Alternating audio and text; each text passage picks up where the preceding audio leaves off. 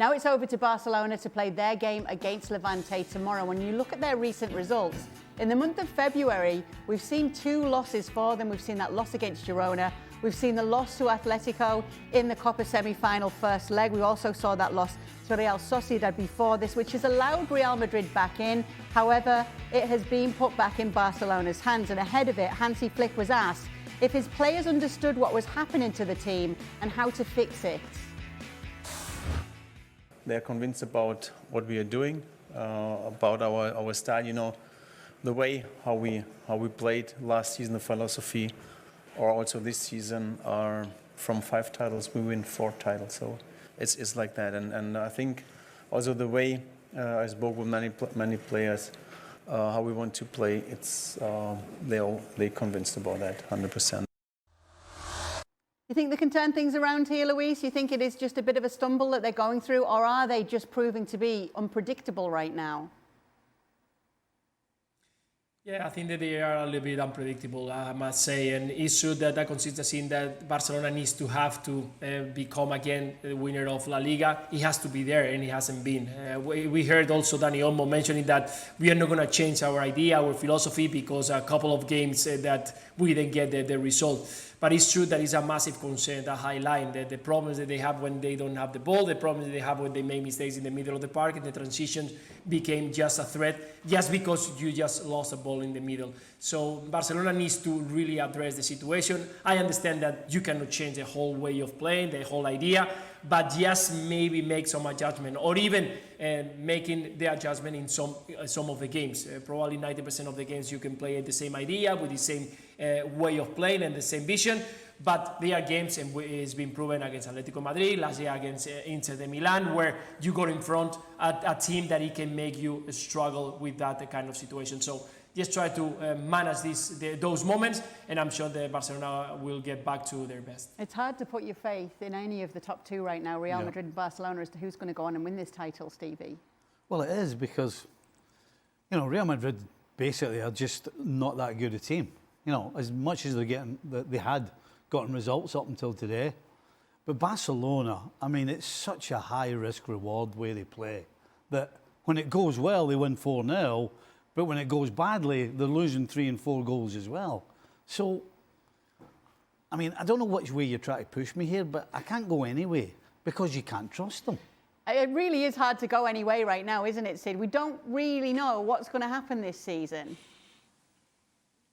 No, I mean, I was watching Barcelona against Girona on Monday night, and you know, as you know, Kay, because we've been talking about this now for a year and a half, every time we talk about the high line, I always try and defend the idea of the high line, and I say that, look, as Hansi Flick said, they've won 4 out of 5 trophies. They're fantastic to watch. They almost won everything last year. They reached the Champions League semi-final. They won the league by some distance. They won the Copa del Rey. They won the Super Cup. They've just won the Super Cup again. And you sort of think, well, you know, it's not that bad. You try and defend it, and of course you try and see it in its context. And the context is that this high line can work if the pressure is good in midfield, if you break well yourself, if you can recover well at the back, all of these kind of things.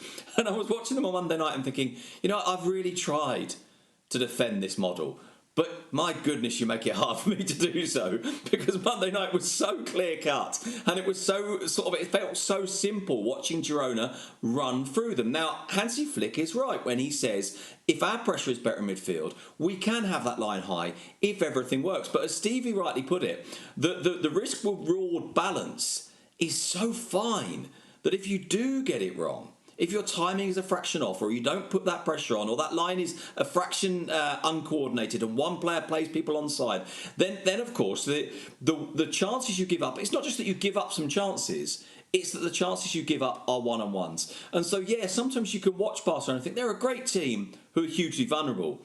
And I think Stevie's right to say, then you watch Real Madrid and you think they're not a particularly good team, but they don't feel quite so vulnerable. So they're not as good, but the results are essentially the same. And, you know, that's the bottom line. We're in a position now where the results have basically been the same this season. Whereas if you watch them, you'd say, yeah, one of them plays really good, fun football, and the other just kind of doesn't.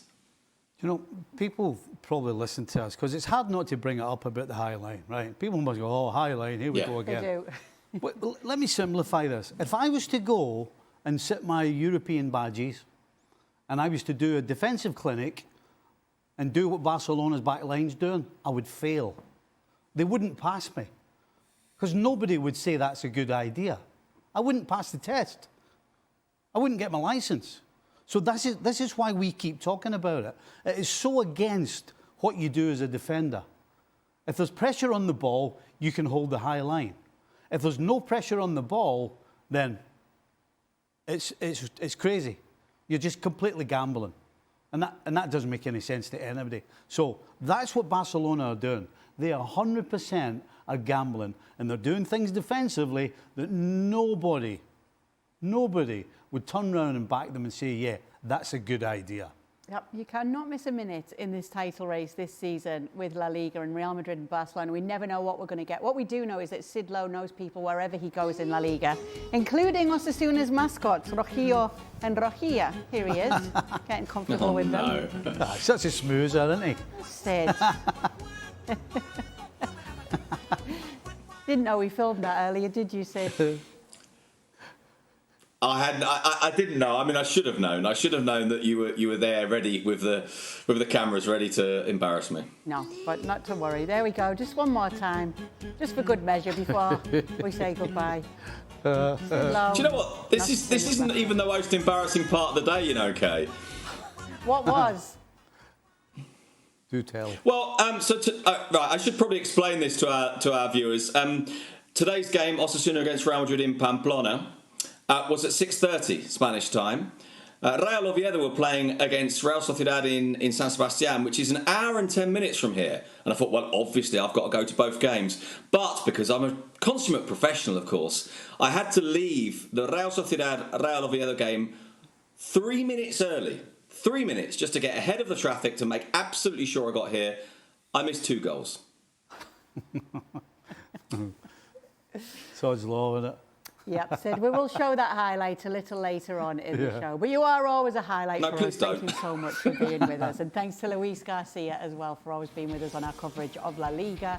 Barcelona against Levante coming up in the morning. Can Barcelona go back on top of Real Madrid? Our coverage will begin at 9:45 a.m. Eastern and kick-off is at 10:15 Eastern on Sunday.